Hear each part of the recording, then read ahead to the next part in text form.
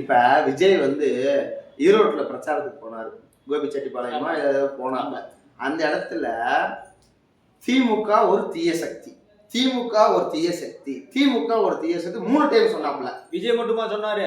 திமுக இருக்க கூட்டணி கட்சியிலயும் தொல் திருமாவளவன் சொன்னாப்ல. எத்தனை டைம் சொன்னாரு? 3 டைம் சொன்னாரு. அழுத்தி சொன்னாரு. திமுக வேணா நீ அழிச்சுக்க, எனக்கு எந்த பிரச்சனையும் இல்லை. எனக்கு தேவை 6 தொகுதி. 6 தொகுதி இப்ப பேசிட்டு இருக்காங்க. 6 தொகுதி. ஓகேங்களா? அந்த மாதிரி திமுக ஒரு தீய சக்தினா அப்ப அந்த கட்சி கூட கொஞ்சம் கூட்டணி இருக்கிய, அப்ப இருக்க கூடாது இல்லையா? அதுக்கப்புறம் வந்து வேற கட்சிக்கு போகணும்லாம் இல்ல, 6 தொகுதி கொடுப்பாங்க போதும். ஆமா, எம்பி தொகுதி தருவாங்கன்னு சொல்லிட்டு அவரு போறாப்புல. சரி தொகுதி. ஆமா, உறுதி அவங்களுக்கு வருது. இப்ப இவர் இருக்காரு பத்தியா, யாரு கோயம்புத்தூர்ல தோத்தாருல, அவர் பேர் என்ன பேருப்பா? கமலஹாசன். அப்படி சொல்லு. நேத்து போய் பாராளுமன்றத்துல ஏதோ பேசினாரு தெரியுமா? என்னதான் பிச்சை எடுக்கணும் அது எதுவும் சொல்றாங்க. நமக்கு அது தமிழ்ல பிச்சை எடுக்க உதவாதுன்னு சொல்லியிருப்பாங்க. ஆமா.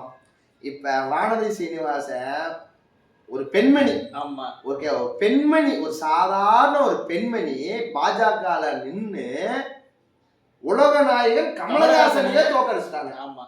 அப்ப என்ன, கமலஹாசன் ஆரம்பிக்கும் போது என்ன சொன்னாருன்னா, பேட்டரி லைட் இருக்கு பாரு, அந்த தூக்கி எறிவாரு. எதுல? டிவி எறிவாரு. டிவி எறிஞ்சு இவங்களுக்காக உங்களோட ஓட்டுன்னு சொன்னாப்ல.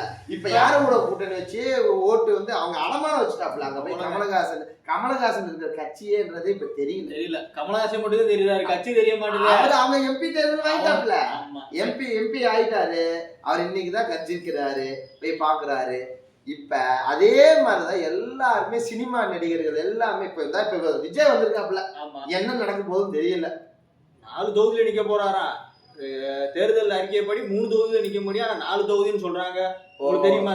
ஓகே. சரி, அடுத்தது பாக்கலாம், நம்ம என்னன்னு பாக்கலாம்.